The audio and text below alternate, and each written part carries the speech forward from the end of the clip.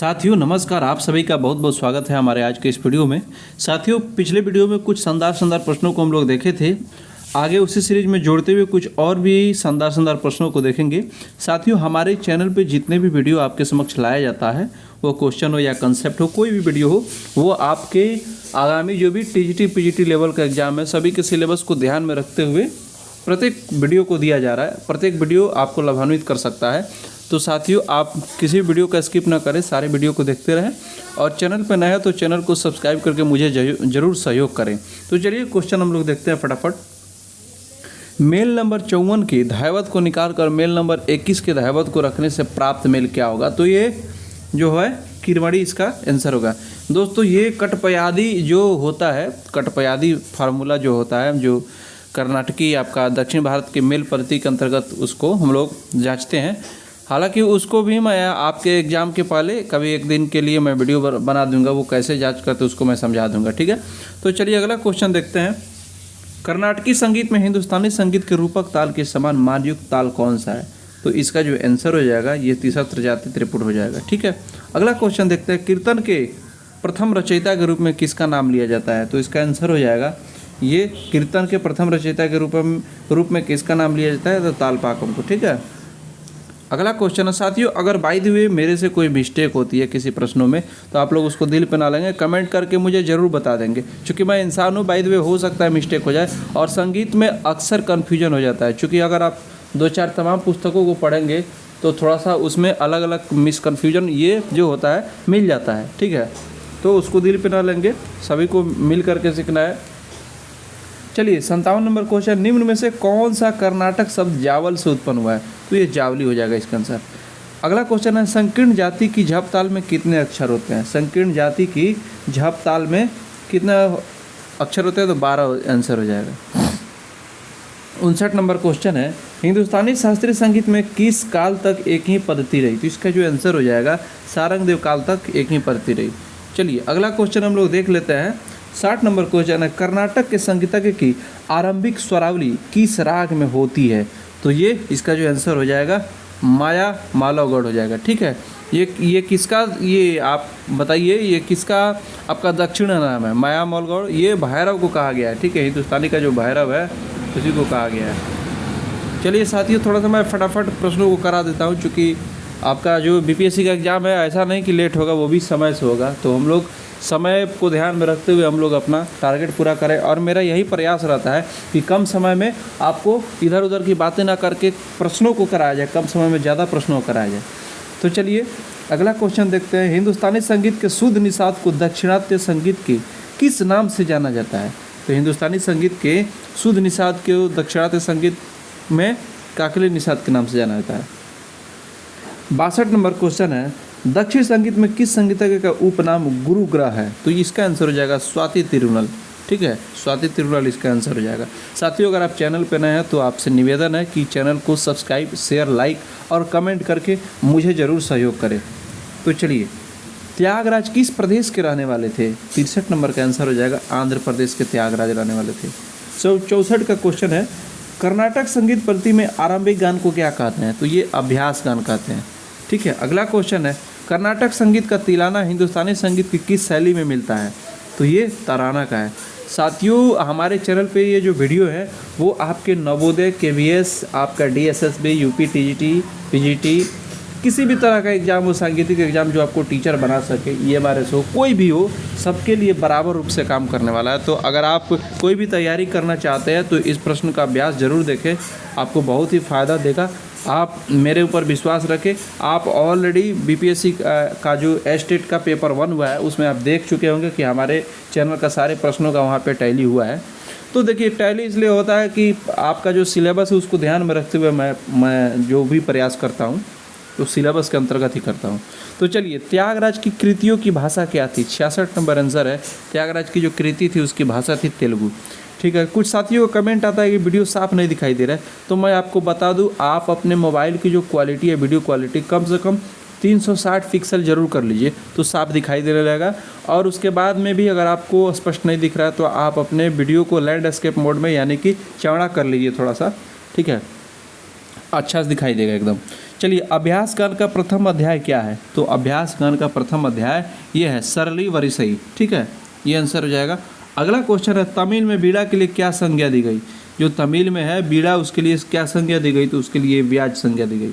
संस्कृत के वादी स्वर को तमिल में क्या कहते हैं? वादी स्वर को इरई बोलते हैं और संवादी को किलई बोलते हैं सर, ये संस्कृत में। ठीक है, चलिए जैसा भी होगा, सभी तरह का प्रश्न आपको मैं कराने का हमेशा प्रयासरत हूँ, सभी तरह का हार्ड, मॉडरेट और इजी सब। चूँकि एग्ज़ाम में, देखिए एग्ज़ाम में आपको मैं बता दूं ऐसा नहीं है कि बहुत हार्ड आने वाला है, तो आप लोग निश्चिंत होकर के पढ़ें।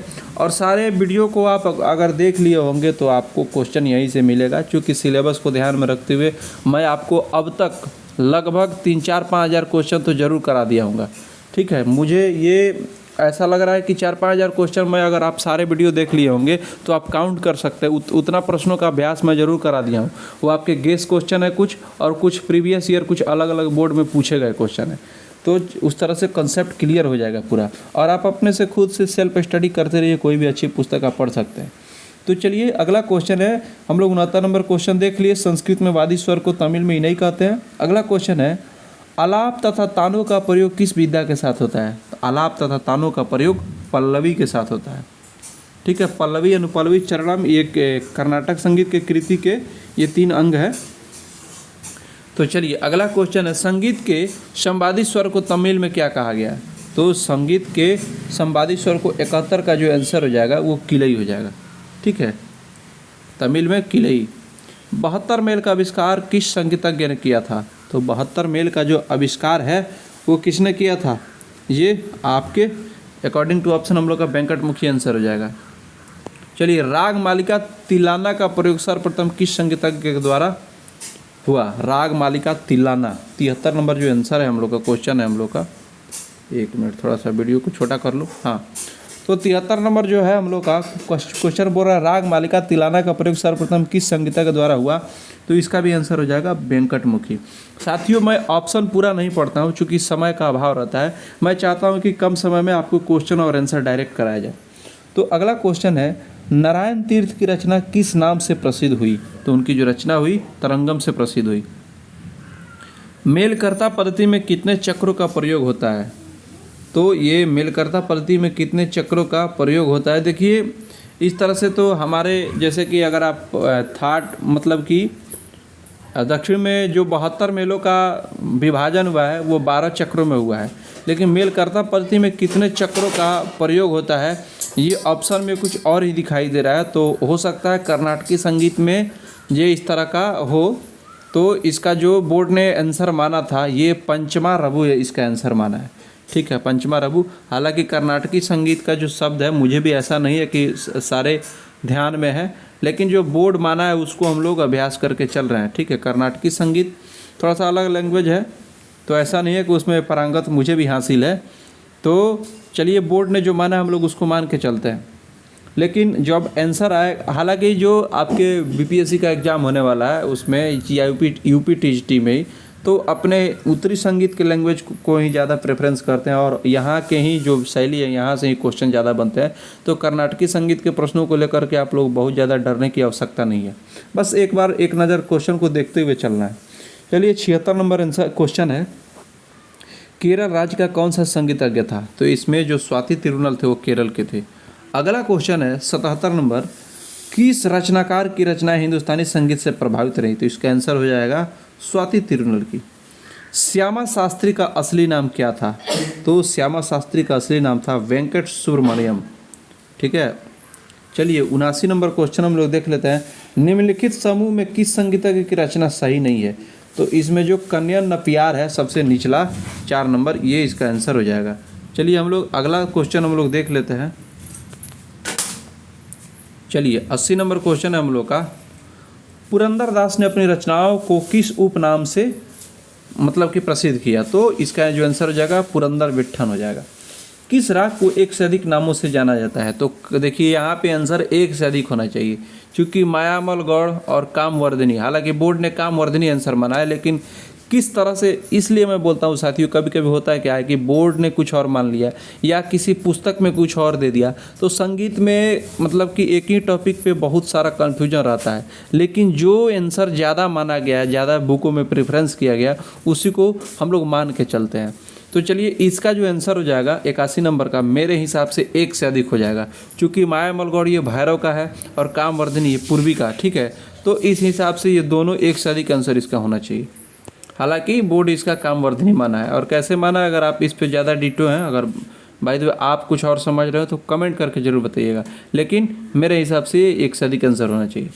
चलिए, वर्णम के कितने भेद होते हैं, तो 82 नंबर का जो आंसर हो जाएगा, वर्णम के कितने, वर्ण के यानी कि वर्ण के जो हमारे यहाँ का वर्ण होता है उसके 4 भेद होते हैं ना। 4 भेद कौन कौन से होते हैं मैं ये भी बता चुका हूँ, इसलिए मैं बोलता हूँ कि प्रत्येक वीडियो को देखिए साथियों, किस वीडियो में मैं क्या बता दूंगा, वो जितने भी कंटेंट है सब बेनिफिट देंगे आपको। तो चलिए, 83 नंबर का जो क्वेश्चन है, द्विकला और चतुष्कला किस में गाई जाती है, तो इसका जो आंसर है वो हो जाएगा पल्लवी। हरिकाम भोजी राग हिंदुस्तानी संगीत के किस राग के समान है, तो हरिकाम भोजी 84 नंबर जो है वो खमाज का, ठीक है। और मारवा का क्या नाम है, गमन प्रिया। मारवा का गमन प्रिया और खमाज का हरिकाम भोजी, ठीक है। अगला क्वेश्चन हम लोग देख लेते हैं, गमन प्रिया ही गया यहाँ पे, तो इसका जो आंसर हो जाएगा 85 का हम लोग का मारवा हो जाएगा। चलिए, 86 तत्कार शंकरा प्रक्तो लकारा पार्वती स्मृता, यह श्लोक किस ग्रंथ में मिलता है, तो 86 का आंसर हो जाएगा संगीत दर्पण, ठीक है। और संगीत दर्पण किनका लिखा हुआ है आप लोग कमेंट करके जरूर बताएंगे, ठीक है। चलिए, संगीत समाचार का 5वां अध्याय कौन सा है, 87 का जो आंसर हो जाएगा प्रबंध अध्याय। ये सब यूपी का बहुत सारा क्वेश्चन इसमें रिपीटेड है, हालांकि ये टीजीटी और पीजीटी दोनों लेवल के लिए क्वेश्चन, जितने भी वीडियो मैं आपको देता हूँ वो आपके संगीत के सभी तरह के शिक्षक बनाने के लिए बहुत ही हेल्पफुल है। चलिए, अगला क्वेश्चन है, संगीत सारामृत ग्रंथ का पहला अध्याय किससे संबंधित है, तो श्रुति प्रकरण इसका आंसर हो जाएगा। साथियों, अगर आप चैनल पर नए हैं तो चैनल को सब्सक्राइब करके मुझे ज़रूर सहयोग करें। मैं आपको बता दूं, हमारे चैनल के माध्यम से जितने भी आपको अभ्यास कराए जाते हैं, आपको कई सारे बुकों का VVI क्वेश्चन मैं संकलन करके, कई सारे बुकों का अलग अलग छांट करके मैं एक साथ आपको देता हूं, जो भी VVI क्वेश्चन है आपके सिलेबस के अनुसार। तो चलिए, अगला क्वेश्चन हम लोग देख लेते हैं, 88 नंबर हम लोग देख लिए, संगीत सारामृत ग्रंथ का पहला अध्याय किससे संबंधित है, तो ये श्रुति प्रकरण इसका आंसर हो जाएगा। नाट्यशास्त्र के 84 श्लोकों में किस अध्याय की समाप्ति हुई, तो 89 का जो आंसर है 36वां अध्याय। 28 से 33 तक ये आपका नाट्यशास्त्र का संगीत से संबंधित है, लेकिन नाट्यशास्त्र के 84 श्लोकों में किस अध्याय की समाप्ति हुई, यानी कि टोटल 36 अध्याय हैं, इसलिए 36 इसका आंसर होगा 84 श्लोकों में, लेकिन संगीत संबंधित 28 से 33 ही हैं। चलिए, अगला क्वेश्चन है, संगीत मकरंद नामक ग्रंथ में कितनी तालों का वर्णन है, तो संगीत मकरंद ग्रंथ में आपका 101 तालों का वर्णन है। और इसी संगीत मकरंद ग्रंथ में जो नारद ने लिखा है, इसी में रागों को स्त्रीलिंग, पुल्लिंग और नपुंसक के आधार पर जो वर्गीकरण हुआ था, सर्वप्रथम संगीत मकरंद में ही मिला था।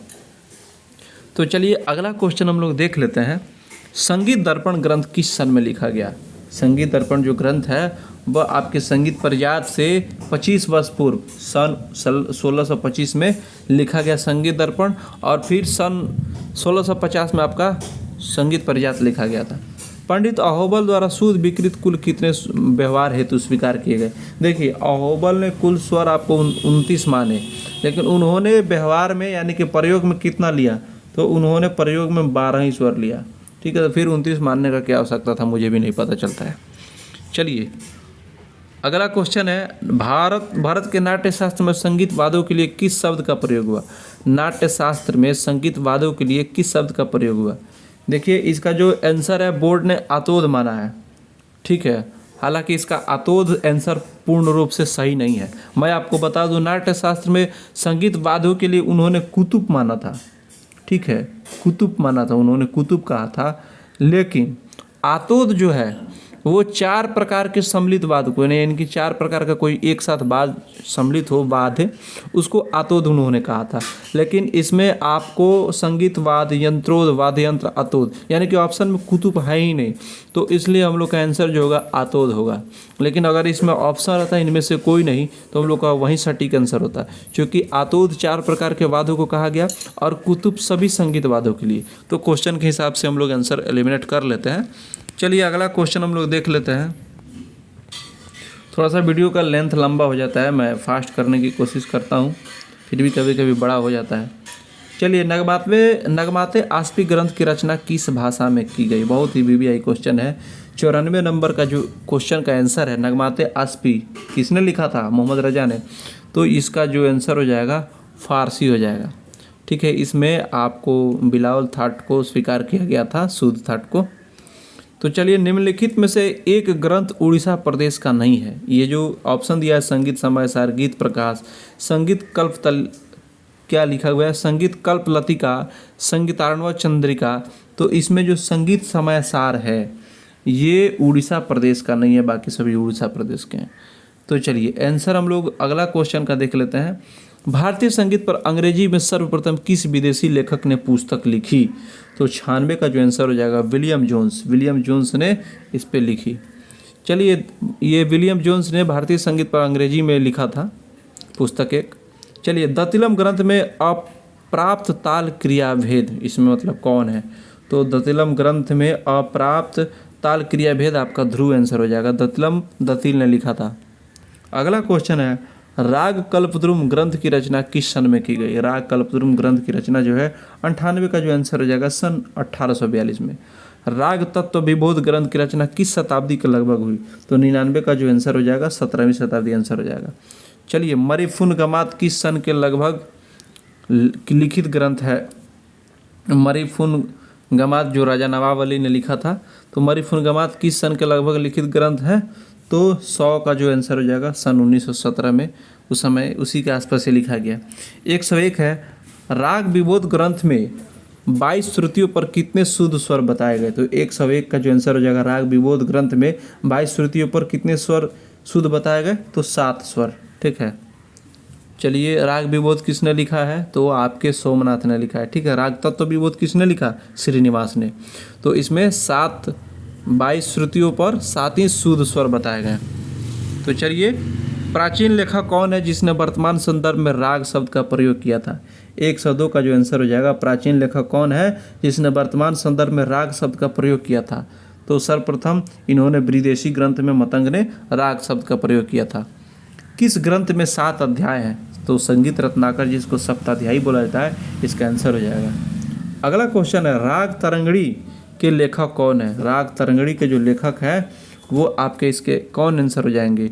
हालांकि बोर्ड ने इसका आंसर गलत माना है, कल्हड़ माना है, लेकिन इसका जो आंसर हो जाएगा लोचन सही हो जाएगा। चलिए अगला क्वेश्चन देखते हैं, पंडित लोचन का पूरा नाम क्या था? तो 105 का जो आंसर है, पंडित लोचन का पूरा नाम लोचन झा था। ठीक है। ये सब वीवीआई क्वेश्चन है, आपके बीपीएससी के लिए भी है, आपके टीजीटी पीजीटी का कोई भी एग्जाम हो सबके लिए, एनवीएस के लिए, आपके केवीएस के लिए, ईएमआरएस, डीएसएसबी, सभी के लिए मेरे जितने भी सारे वीडियो हैं सभी एग्जाम के लिए उपयोगी है। चलिए अगला क्वेश्चन है, अभिनव ताल मंजरी ग्रंथ किस सन में लिखा गया? तो 1836 इसका आंसर हो जाएगा।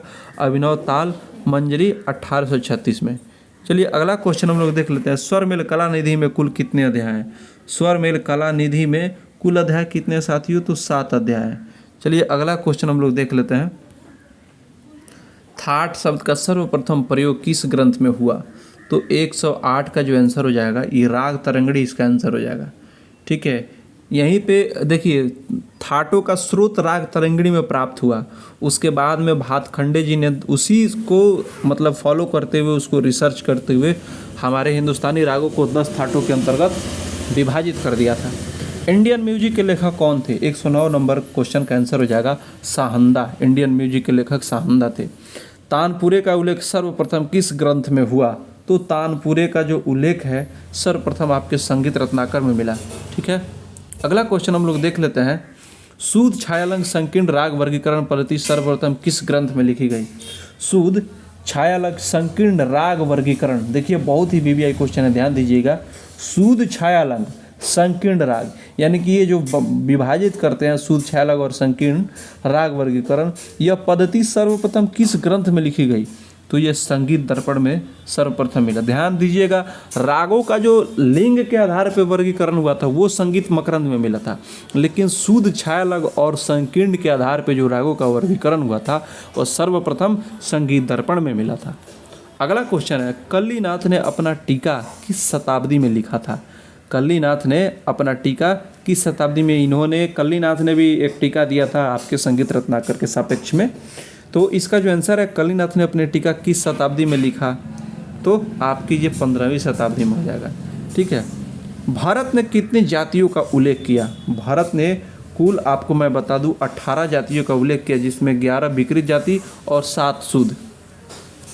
चलिए, भारत रत्न की लेखिका कौन थी? भारत रत्न यानी कि सर्वप्रथम संगीत के क्षेत्र में जिनको भारत रत्न मिला था ना, उन्होंने ही भारत रत्न नाम से एक पुस्तक लिखा था। सर्वप्रथम संगीत के क्षेत्र में MS सुब्बलक्ष्मी को आपको भारत रत्न मिला और उन्होंने भारत रत्न नाम की एक पुस्तिका भी लिखा। तो इसका आंसर हो जाएगा 114 का MS सुब्बलक्ष्मी।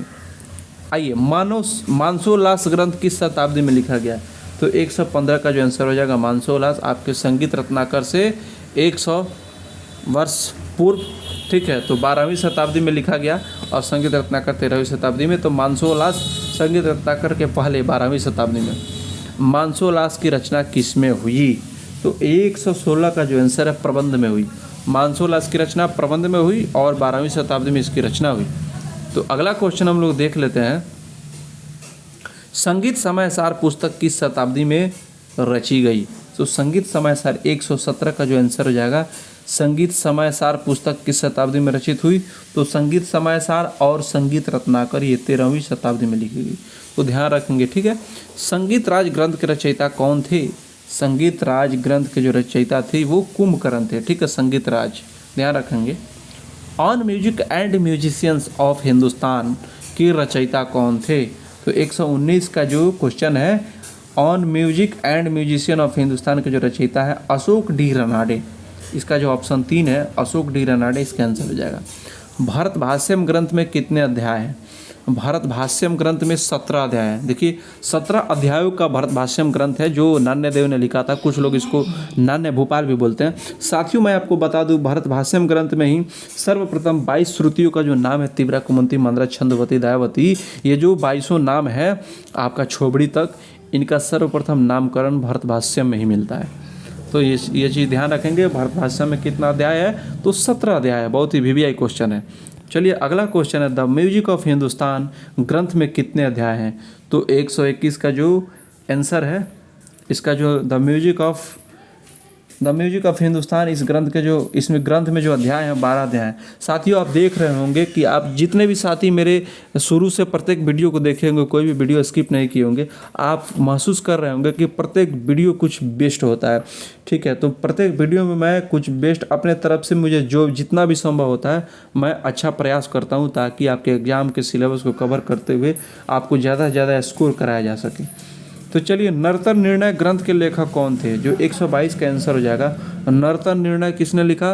पुंडरीक विठल ने। ध्यान रखिएगा, VVI क्वेश्चन है। नर्तन निर्णय के जो रचनाकार हैं पुंडरीक विठल हैं। द म्यूजिक ऑफ हिंदुस्तान 123 का जो आपका क्वेश्चन है, द म्यूजिक ऑफ हिंदुस्तान, इसका जो आंसर हो जाएगा कोहल ने लिखा था। द म्यूजिक ऑफ हिंदुस्तान के लेखक कोहल है। स्वरमेल कलानिधि ग्रंथ किस शताब्दी में लिखी गई? 124 का जो आंसर है, स्वरमेल कलानिधि ग्रंथ किस शताब्दी में लिखी गई? तो स्वरमेल कलानिधि ग्रंथ 16वीं शताब्दी में लिखी गई। संगीत दामोदर, ध्यान रखिएगा, ये संगत लिखा हुआ है लेकिन संगीत होगा। संगीत दामोदर ग्रंथ की रचना किसने किया? तो संगीत दामोदर ग्रंथ की, ये संगीत दर्पण नहीं है, ध्यान रखिएगा। संगीत दर्पण जो आप दामोदर पंडित को महसूस कर रहे हैं वो नहीं, ये संगीत दर्पण अलग है। संगीत दर्पण नाम से एक ग्रंथ लिखा गया था। तो संगीत दर्पण नामक जो ग्रंथ की रचना हुई वो किसने की? तो शुभांकर नाम के एक विद्वान मिलते हैं जिन्होंने संगीत दामोदर नाम से एक पुस्तक की रचना किया था। तो साथियों, आज के इस वीडियो में हम लोग का क्वेश्चन यहीं तक रहता है। मिलते हैं नेक्स्ट वीडियो में और भी शानदार प्रश्नों के साथ। तब तक के लिए आपका बहुत बहुत धन्यवाद। चैनल को अब तक अगर फॉलो नहीं किए हैं तो फॉलो करके मुझे ज़रूर सहयोग करें।